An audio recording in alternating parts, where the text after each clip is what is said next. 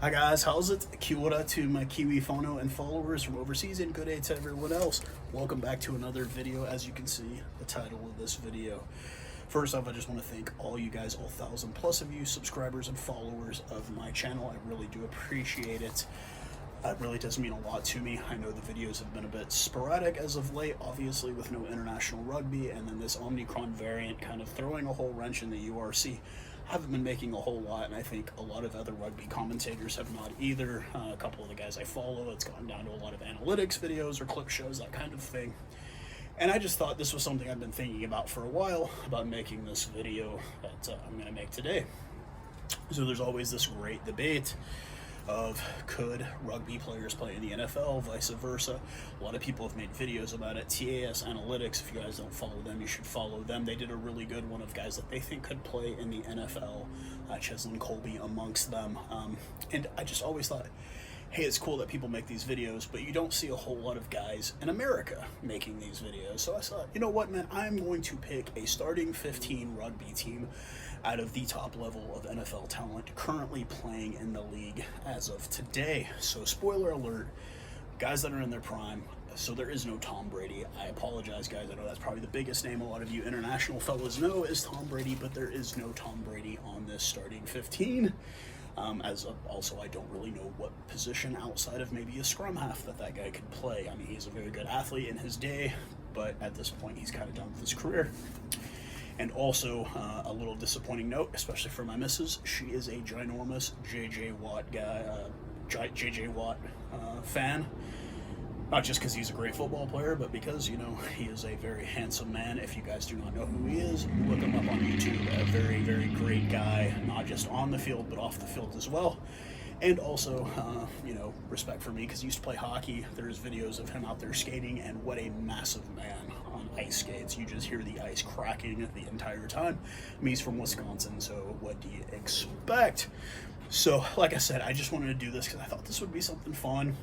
I'll leave the list underneath it here if you guys want to Google any of these guys' names so you can kind of see them in action. I kind of give you a little bit of tidbits and let you know why I picked these guys and the reason for that. So we will go ahead and start off with our front row, and I'll give you a little bit of their name, their info, and what position they play in American football. So starting off, my hooker would be Zach Martin of the Dallas Cowboys. He's 6'4" and weighs 143 kgs. I know that's a bit tall for a guy that would be a hooker, but if you look at what his position is, he's an offensive lineman, he's a center. It's his job to hike the ball to the quarterback and push people back. So I'm thinking naturally in a scrum, push. That's what that guy needs to do, and he would definitely be an ace at doing that. He's at 31 years old, out of Indianapolis, Indiana, a graduate of Notre Dame, a very, very good collegiate program here in the U.S., and I think he would just be hella interesting to see in that forward pack, just a guy that size. So we'll go over to the props. We've got Tristan Wirfs of the Tampa Bay Buccaneers. He's an offensive lineman as well, 6'5", 145 kgs, out of Mount Vernon, Iowa, a graduate of the University of Iowa, 22 years old, so he's a young buck as well. Another guy super just good at pushing people off, and you would need that in that front row. The other prop would be Trent Williams of the Washington football team, formerly the Redskins, another guy that's offensive tackle. So if you look at the line, whenever you see the quarterback, you'll have the center, tackles, guards. Another guy that would be really good at pushing people off, a 33-year-old guy out of Trent, out of Longview, Texas, an OU grad, quite a few OU grads, 6'5", 145 kgs, just a massive unit, and just really great at pushing people off the ball. Then, so this is where the issue one of the few issues that I did run into making the squad was finding people that would be logs. You don't have a whole lot of guys over 6'5", 6'6", 6'7" in the NFL. So a lot of these guys, especially in my first three rows, are all around 6'4", 6'5". So these would be extremely tall guys. I know somebody would be, oh, that wouldn't work. Look, I'm not saying they'd be a great team. It would just be entertaining, and this is who I would pick personally. So my locks would be not J.J. Watt, but T.J. Watt, his brother, currently playing for the Steelers, the Pittsburgh Steelers. He is an offensive lineman, or outside linebacker. He is 6'5", 114 kgs, so a little lighter than my front row, out of Wisconsin, a Wisconsin grad, another really great football program, and a guy that's just very versatile, good hands, good leg movement, good everything. I think he'd really be good on the lineouts. Obviously, you need to lift him if he was playing some like against somebody like Brody Retallick or Maro Itoje, just to kind of get that lift, and he could grab the ball. So that would be my first lock. He's also, I think, 25, 26 years old. I didn't get his age, and I do apologize about that. My other lock would be Mark Andrews of the Baltimore Ravens, a tight end. Now, the tight end's job in American football is two things. He's either going to block whenever you run the running backs or the quarterback around, or he's going to go out for short routes to make catches. Your tight end is usually your tallest guy on your offense that plays more of an offensive position. They're usually taller. If anybody wants to know, yes. Ron Gronkowski, that guy is a tight end. The guy Aaron Hernandez that everybody knows about from the Netflix documentaries and the controversy, the murder, that kind of thing. Yes, that was another tight end. These are usually taller, athletic guys that play that position. He is 6'5", 116 kgs, out of OU as well, another OU grad. My love of OSU really makes me feel bad about selecting so many OU guys, but that just tells you how many OU and Alabama guys end up in this league. There are a lot that end up in the NFL. Just both great programs. Out of Scottsdale, Arizona, Mark Andrews, 26 years old. And those would be my hooker, props, and lock. Then we will skip over to my loose forwards and my number 8. My loose forwards would be, at number 1 would be, or number 6 would be Micah Parsons of the Dallas Cowboys. He's a linebacker, 6'3", 112 kgs, out of Harrisburg, Pennsylvania, Penn State grad. Very good football program as well. This is a guy that has amazing footwork, amazing handwork, great jumping ability. Would just be really good to see make tackles on the open field, and also just a guy that would get really into the grimy situations down there in the ruck, and I could see him doing really well in that. And you know, that's why I've selected him as one of my loose forwards. My other loose forward would be 26-year-old Fojasadi Oluokun. He plays for the Atlanta Falcons. I'm sorry if I butchered his name. He is actually born in St. Louis, Missouri, a Yale, yes, a Ivy League grad, 6'2", 98 kilograms. Another guy, awesome footwork, awesome handwork, good jump off the ball. He'd look really well in those rucks, and I think he'd do just fine.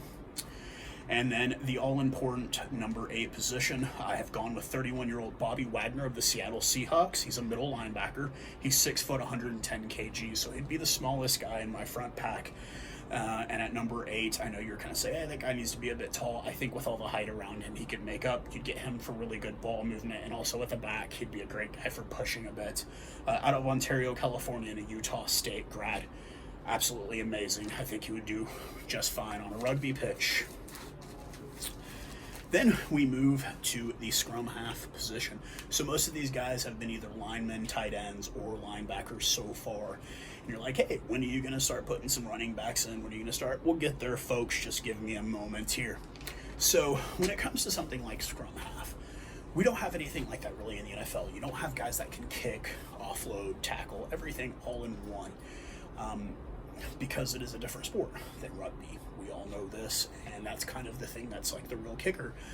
I will save 2 key positions for the very end of the video, my fly half position and my fullback, just because I think those were the hardest to select amongst NFL players, just because you don't really see those attributes very big in the NFL. So with scrum half, I've actually gone with a bit of a weird pick here, but I will go with quarterback Kyler Murray of the Arizona Cardinals, out of Allen, Texas, and an OU grad. He's 5'10", 94 kilograms. He's got small size as far as NFL. He's definitely a very undersized quarterback, but he's got versatility, he's got speed, he's got pace. He also played baseball and was a draft pick in baseball out of high school. Allen, Texas is not too far from here, one of the premier high school programs, not just in Texas, but in the country. Their high school stadium looks like a professional stadium. You can Google it. They play in a multi-million-dollar high school football stadium. It's a really good program. He went to OU. It's not a bad football program. I don't like OU because I'm an Oklahoma State guy. But still, a very, very good program, a very good team, and a very talented guy at quarterback. And I think he would be great off the back of the scrums, getting the ball, getting possession, deciding whether to kick it off the right or left boot, offload, do whatever you need to do. I think he'd have those skills down. Just watching what he does on a football field. Like I said, not the hugest fan of him as a football player, but I think he'd be great. At Scrum Half, he'd definitely be entertaining. So then, I'm going to skip over the wings for a second. We will go to our centers. This was another position that was a bit difficult to kind of pick, because those guys that require that athleticism, I always like, I've talked about this in the past in a lot of my other videos about centers. It's a unique position. You need the ability to run, but you also need to be able to offload, tackle, do all those things. You do the nitty-gritty work in the back end when you play a center. And, you look at, our combo there, what we have with the Springboks with Oluokun and Damien Dialende, they just work so well together. You look at a guy like Anton Leonard-Brown. You even look at somebody I hate, like, Farrell there for England. These are guys that have dynamic abilities. They can kick, but they can also run, tackle, all these kind of things. So this was something that I kind of looked at a little bit more of an athletic position in the NFL, and I went with a couple of interesting picks in my opinion. So the first one I'm going to go with is a Dallas Cowboy, currently a Dallas Cowboy, rookie of the year, looking like most interceptions in the league. Trayvon Diggs, he is out of Gaithersburg, Maryland. He's 6'2", 88 kilos, and a Alabama grad, perennial national champions in collegiate football. This man is absolutely amazing on the pitch, on the football field. He's got the most interceptions in the league, which means he's got good hands. He can catch, he can leap, he can run, he can do all those things. I think he'd be great because he's got a big enough small body, but he could also bust through, and he could do those nitty-gritty things that you would need. The big thing is he's got good hands. Those offloads, those passes, he'd be able to get those and hold on to them and make a run forward. So that's why he has 11 interceptions right now. He leads the NFL, and he's a rookie. This is his first year in the league, and he's already leading everything. Absolutely great guy, great pick for the Dallas Cowboys, and also I just think a great pick to play rugby if it was ever to be.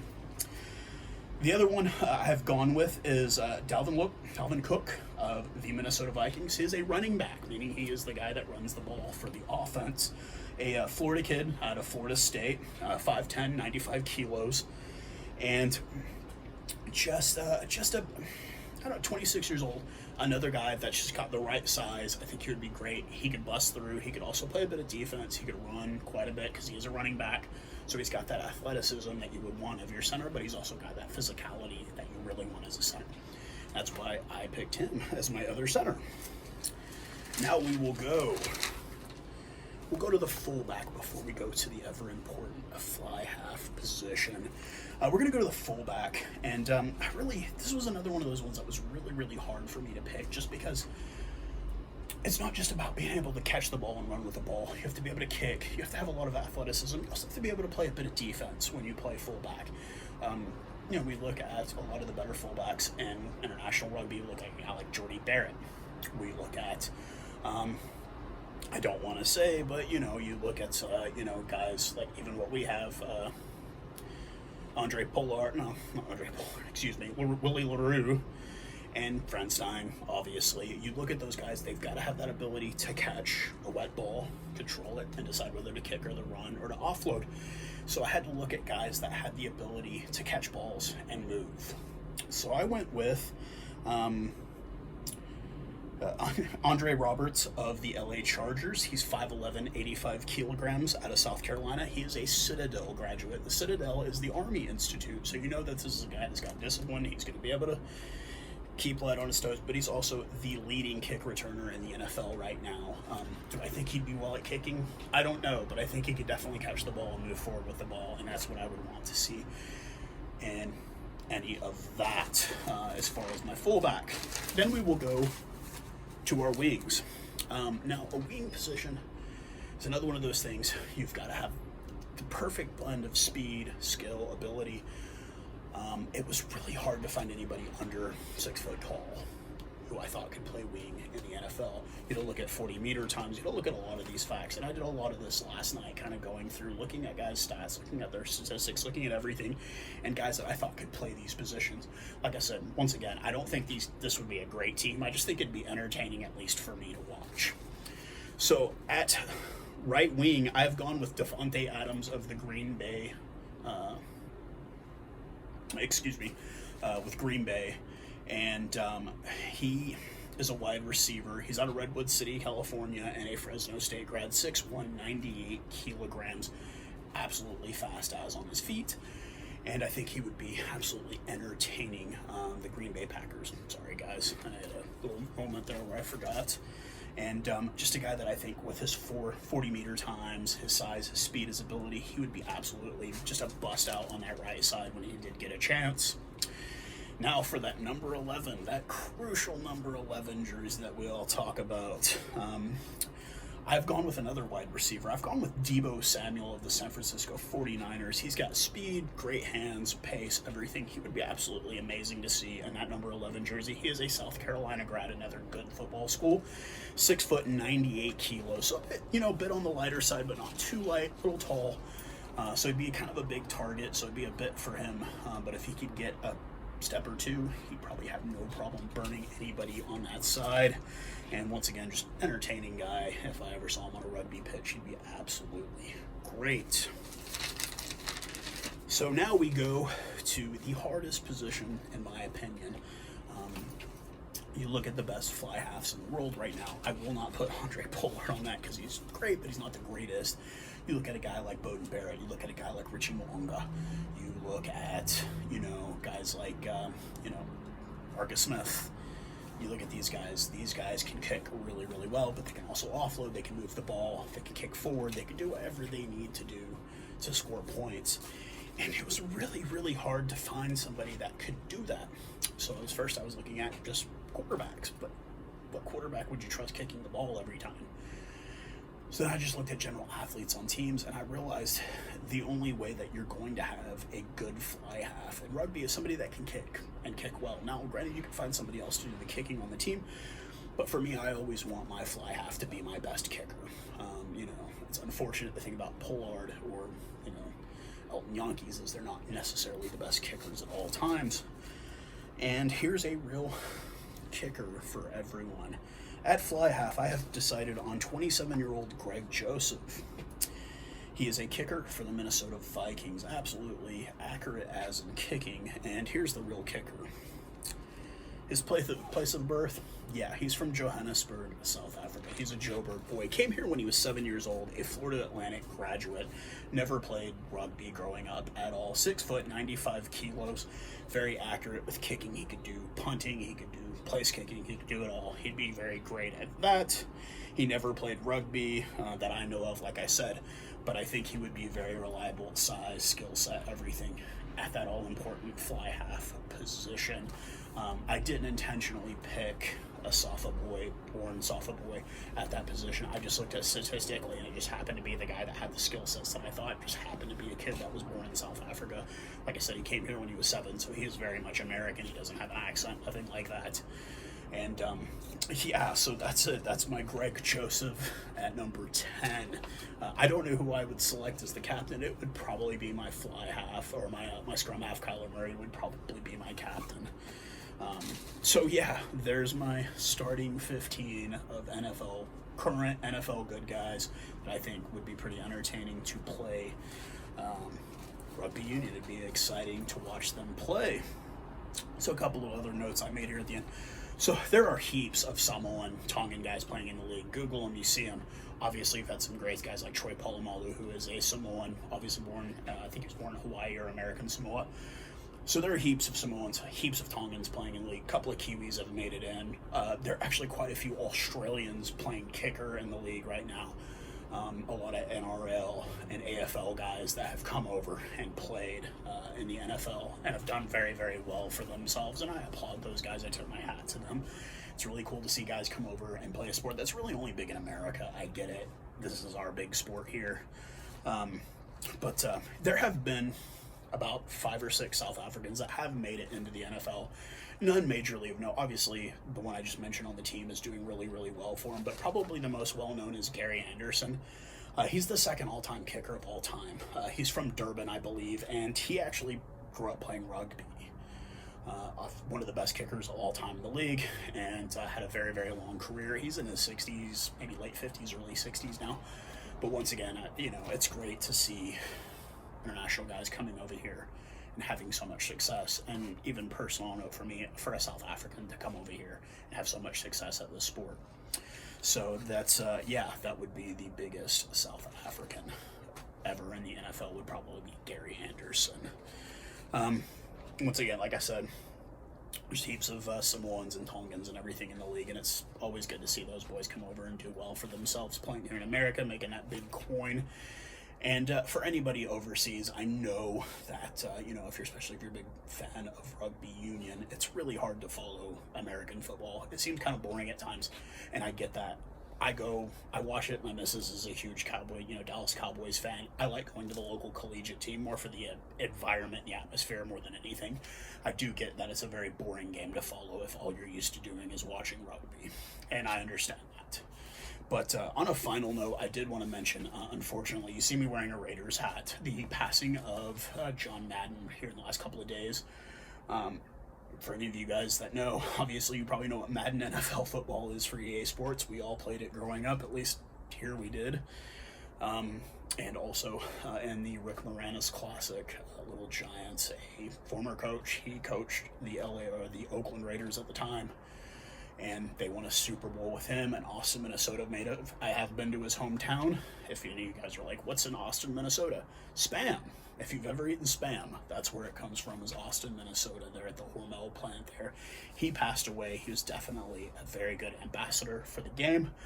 A great play-by-play guy. Him and Pat Summerall, who's also passed away. Some of the best memories I have watching football games are those guys doing the commentary. The Thanksgiving games were always great with him because he'd have the big turkey out and he'd do the pen. He's like, well, first I'm going to start off with the mashed potatoes, then I'm going to go over here to this turkey leg, and then I'm going to get some of this stuff. It was just always... He just seemed like that guy, just a very entertaining guy, and it's sad that he's passed away, especially, in these times that we currently live in. So I do tip my hat. We should all offer a bit of respect for that guy because he was really, really great at coaching the game and explaining the game. If anybody ever did something about trying to explain to foreigners about American football, I think he would have been great for it because he was really just a easygoing guy, a very nice guy that you would see in his conversations, and nobody really had anything negative to say about the guy, and unfortunately he's passed away. But with that being that, I will end this video. I will leave my lineups underneath. You guys commenting, maybe saying, hey, well, wouldn't you like to see this guy at this position, yada, yada, yada. And that's really, really cool. And yeah, so guys, let me know what you think. Maybe you have some better ideas at positions there if you do follow American football. Guys that maybe you say, oh, no, this guy would be a little bit better at that. Just let me know in the comment section below. But once again, like I always say, thank you guys for the continued support. And I do appreciate it. And I will talk to you guys all again very, very soon. Cheers, guys.